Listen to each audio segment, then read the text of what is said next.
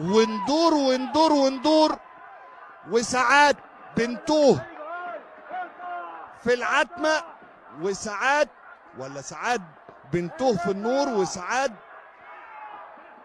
بنشوف في العتمة، وساعات بنتوه في النور. يا النور. بيراميدز وادي دجله انتهى الماتش الاول والافتتاحي في الدوري المصري للموسم الجديد بالتعادل السلبي بين بيراميدز ووادي دجله.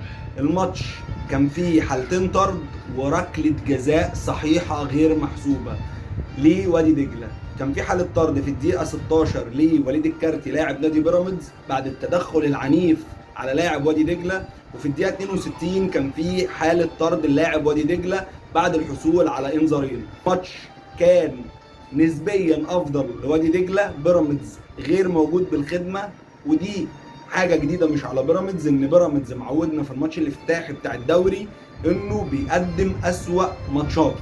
ولكن هل ضربه الجزاء بتاعه وادي دجله اللي في الدقيقه 85 ركله جزاء صحيحه؟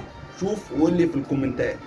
واحب اقول لك ان الاحتواء بدا بدري قوي السنه دي، واكتر حاجه عجباني النهارده المعلم يوريتشيتش مدرب بيراميدز. والله يا اخي انا كنتش عارف اعيش من غير العصبيه والتنطيط بتاعك دول.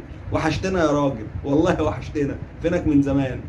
وده ملخص الماتش تقريبا، ولا تسديده او شبه تسديده لبيراميدز، وثلاث اربع تسديدات لوادي دجله. ده ملخص ماتش وادي دجله وبيراميدز. ولكن احب اشيد بالمدرب محمد شعبان مدرب وادي دجله، اللي شكله هيبقى مدرب كبير قوي، مدرب كبير بعقله بفكره، لانه مدرب او اصغر مدرب سنا في الدوري المصري، 31 سنه.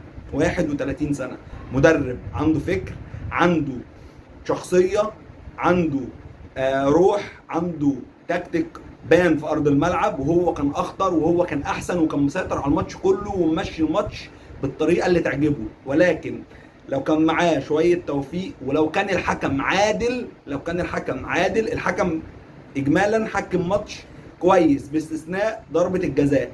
ضربه الجزاء واضحه وباينه للاعمى، ولكن هنعمل ايه؟ وهو ده الاحتواء. طف النية، وقبل ما تقطع فيا دوس لايك واشتراك وفعل زر الجرس عشان يوصلك كل جديد. واحب اقول لك ان من الاخر العمدة بيقدم محتوى فاخر.